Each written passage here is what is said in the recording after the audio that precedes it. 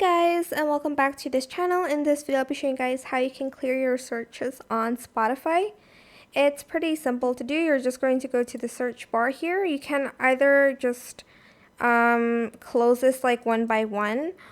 Well, you have to do that, but if you want to see like the whole entirety of it, you can just select show all and select clear recent searches, and it's just going to delete everything out.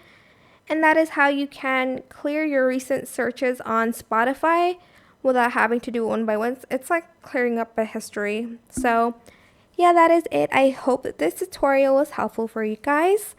Don't forget to like, comment, share, and also subscribe to this channel if you haven't done that already.